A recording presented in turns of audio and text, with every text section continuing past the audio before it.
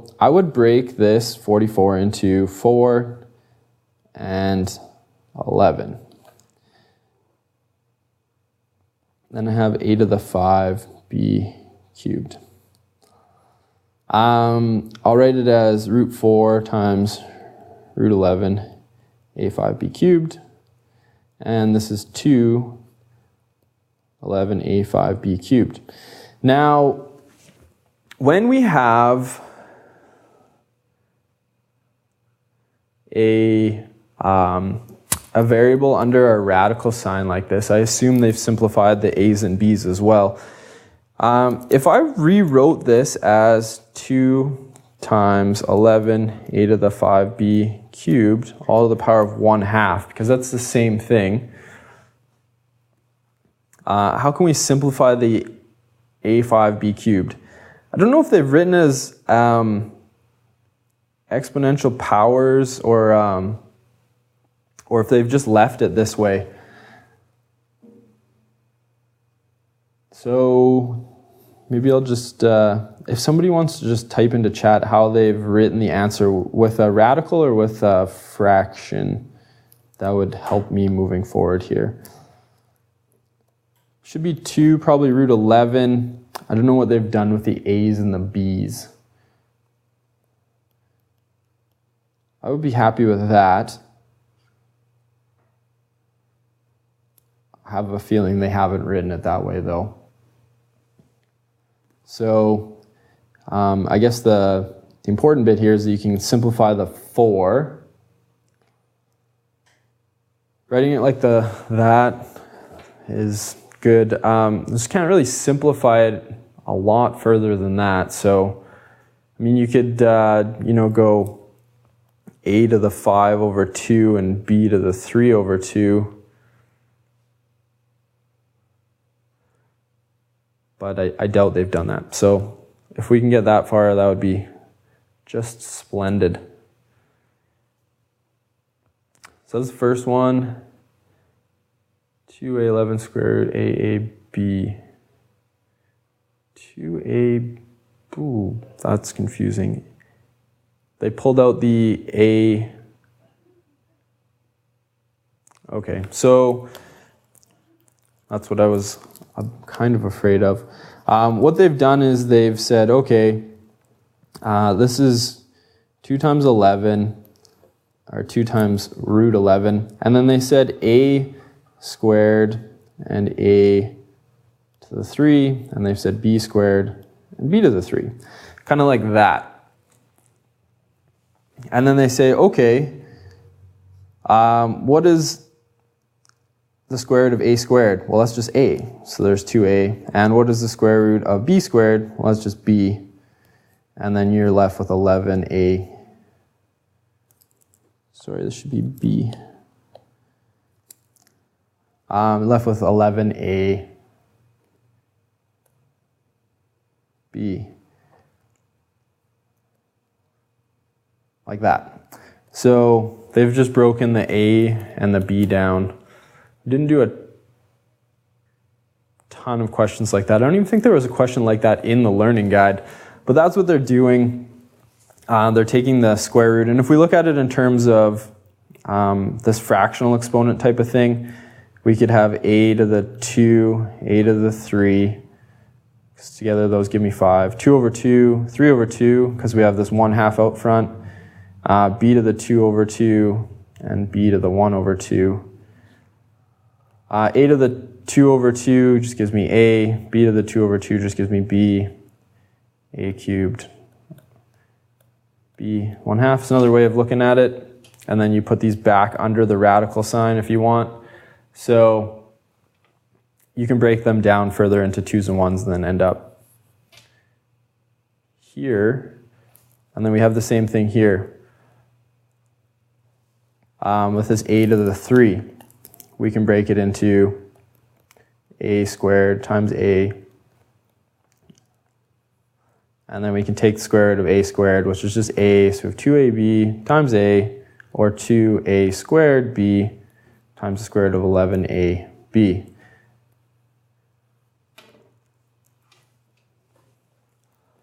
So that's kind of the long and the short of getting those variables simplified. Maybe I'll look at B here real quick. I'll do it over on the left. Gives me some room because it's the same idea. So 12 is 4 and 3. So this is going to be 2 root 3 is 12. Square root of 12 is the same thing as 2 root 3. And then we have 8 to the 6, which is like 8 to the 6 over 2, and b to the 7 over 2.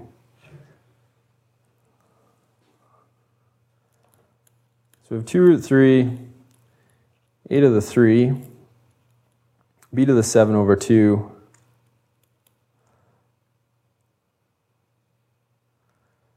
that's maybe not the easiest way to look at that.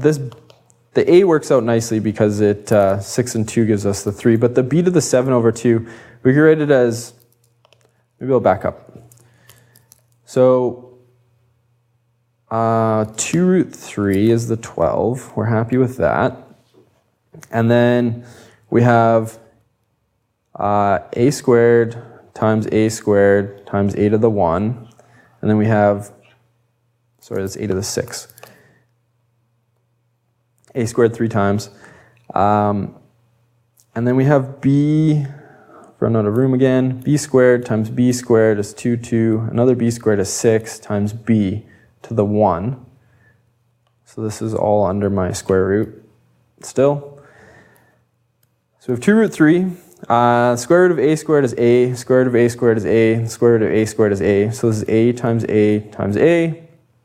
And then my b's, I have b, there's another b, and then I have the square root of b. So I get 2a cubed b cubed root 3b, which is the long and the short of it.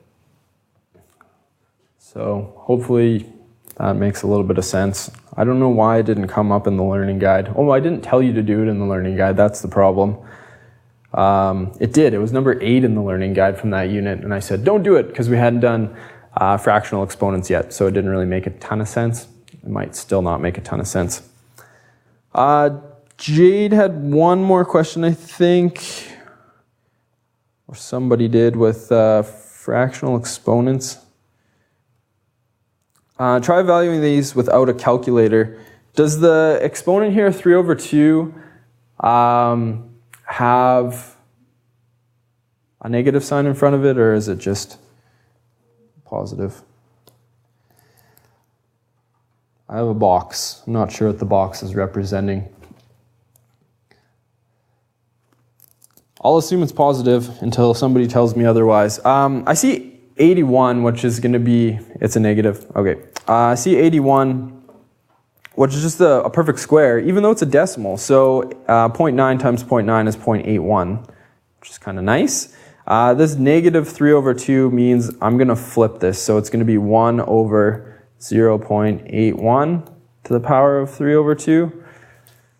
I see the bottom here is a 2, so I know I'm going to do the square root of 0.81 cubed. And the square root of 0.81 is, it's just 81, so it's just 0.9, and then cubed.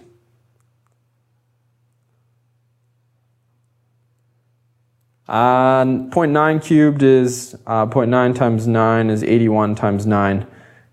Geez, I don't know what 81 cubed is, or 81 times 9. I know it says estimate, but I'm going to have to cheat here and go 81 times 9. 729.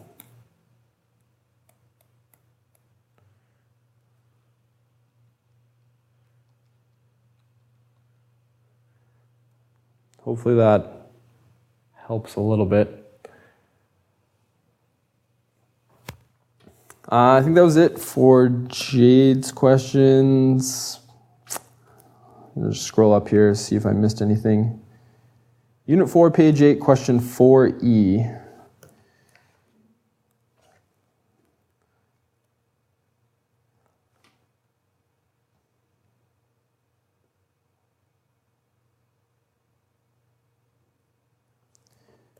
this guy here.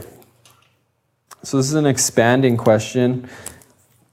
I guess there's lots of different ways to do it. It's going to be a bit of a messy one. I'm going to leave the 4 out front, and then I'm going to expand the x. I'm going to FOIL these guys. So I'm going to get 4x squared minus x plus x minus 1. And then I have negative 4x plus 1, x plus 1. Something squared, I can write it out twice and multiply it. I'll simplify the x's in the middle, so I get 4 times x squared minus 1. And then I'm going to have negative 4 times x squared, foiling these guys now. X squared plus 2x, I guess I should do it in 2 steps. X plus 1. So I get 4x squared, expanding this, minus 4. And over here I get negative 4 times x squared plus 2x plus 1, combining my like terms in the middle. So 4x squared minus 4, then expand this guy out. Negative 4x squared minus 8x minus 4. Combine like terms, 4x squared minus 4x squared goes away. Negative 8x, I have negative 4, and another negative 4, negative 12. Sorry, I did it anyways. There you go.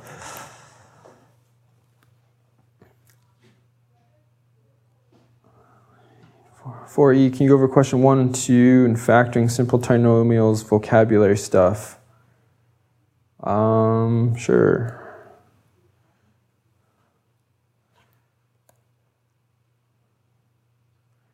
Alex, is that on the learning guide or is that on the Unit 4 stuff?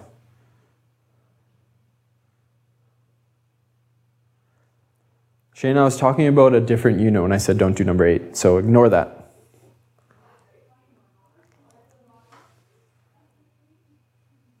Unit 4 learning guide. Did I not just mention how far we should be in the Unit 4 learning guide? Unit 4 learning guide, you should be up to factoring simple trinomials, page 10. So just before page 10, the end of page 10. So you don't have to do this stuff yet. This is lesson 5, which we haven't done. Okay, so we're not there yet. I think that might be why you're a bit confused on it, possibly.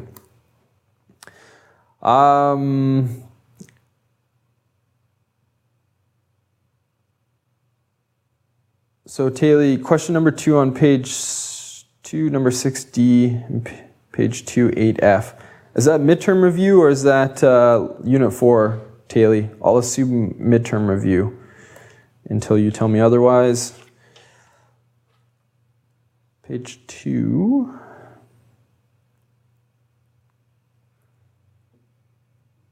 Number 6B and D. And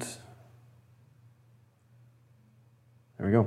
All right, so simplify the following, leave in simplest radical form. I need to figure out the largest perfect square that goes into 126. So I know my perfect squares are 4, 9, 16, 25, 36, 49, 64, 81, 100, 121. So I need to figure out the biggest one of those that goes in to 126. 126 divided by 36, that doesn't work. Sorry, 126 divided by 36, that doesn't go in. 126 divided by 16 maybe, does that work? No. 126 divided by 9, 9 goes in there 14 times. So I'm going to just bring this up front. 3, and I'm going to break my 126 into 9 times 14. And you say, okay, square root of 9 I know, which is 3. And I end up with 9 root 14. And 14 can't be simplified any further. There's no perfect squares that goes into 14 because we can get 2 and 7 out of there, and that's it. And 2 and 7, neither one of those are perfect squares. So the next one is a perfect cube one. So my perfect cubes are 2 cubed is 8, 3 cubed is 27, 4 cubed is 64, 5 cubed is 125. This one might be a bit bigger one. So 6 cubed is 216. 7 cubed is 343. So I need to figure out the biggest perfect cube that goes into 648. So I just start dividing away. 648 divided by 27. That goes in there 24 times. So that isn't the biggest. 648 divided by 216, 3 times. So I'm going to break this down into 216, which is 6 cubed, times 3. 216, sorry, my cube roots I forgot. Cube root of 216 is just going to be 6 times the cube root of 3. So figuring out the perfect cube that went in there that's the largest. Now, I tried 27 and it went in, but I noticed when I divided 648 by 27, I ended up with an answer of 24. And I said, oh, 8 goes into 24, so I haven't picked the largest perfect cube at 27. 27 wouldn't have been the largest perfect cube because I can break 24 down into 8 times 3, and 24 is a perfect cube. So there's 2 perfect cubes that went in there.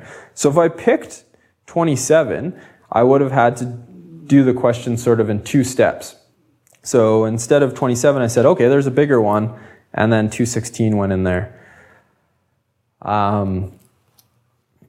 So that's why I picked 216 and 3. Now, thinking I'll probably leave it there for now. A couple things about Monday. Central Gym, 8F, same page. See if I have time here, Taylor. Central Gym, Monday morning. I'll be there at about 8:30 if you want to come early and have any questions, or if you want to get started on the test a bit early, that's fine. It's all going to be written. You're not going to do it on a computer. I shouldn't say it's all written. There'll be 25 multiple choice questions and 5 written questions. Multiple choice, you'll just have to circle the answer. The written questions, you'll have to show some work. What else? You don't need to bring anything. I'll have formula sheets for everyone. I will also have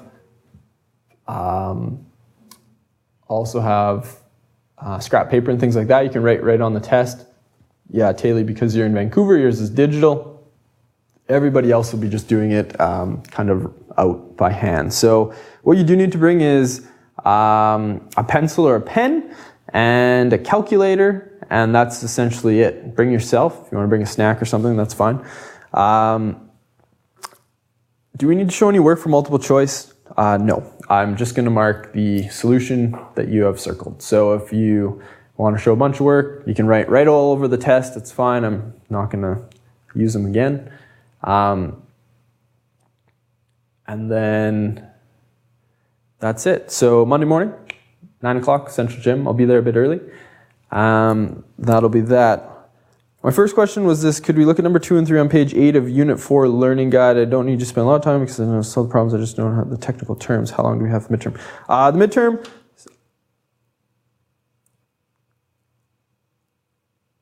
The midterm will definitely, it'll take you maybe like an hour and a half.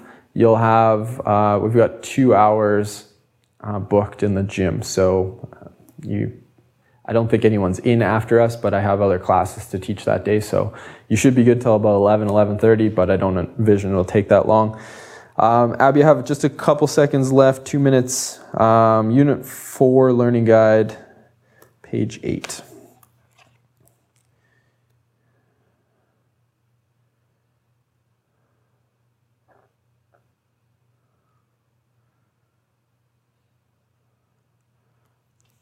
Question was number 2 and 3. All right, so binomial squares, that'd be like 2a plus 1 squared. That's a binomial and it's squared. You take the first term and you square it. Take the two terms in the binomial and multiply and double.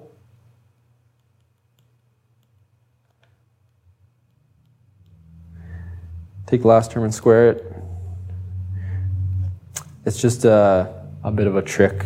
Conjugates have the same terms, but different signs. Just a couple little things that will make your life easier. They don't come up that much, but if you do encounter them. So 2a plus 1, 2a minus 1, those are conjugates. Sorry, what did you say that would be at the gym for the test? The gym, bring yourself a pencil and a calculator. You should be good to go. Everything else will be there for you. No problem. If you have any questions between now and then, just email me or, message me in Moodle and I can get back to you. But it's all the time we have for today. I have another class I need to run to. So Mrs. Ward will be on, check my calendar here, in about 10 minutes or so. You need to be at the gym at least 9 o'clock. But anytime before then at 8:30 I'll be there. So if you have questions before you want to see me, 8:30 in the gym at Central. Thanks guys. We'll see you on Monday. Have a good weekend.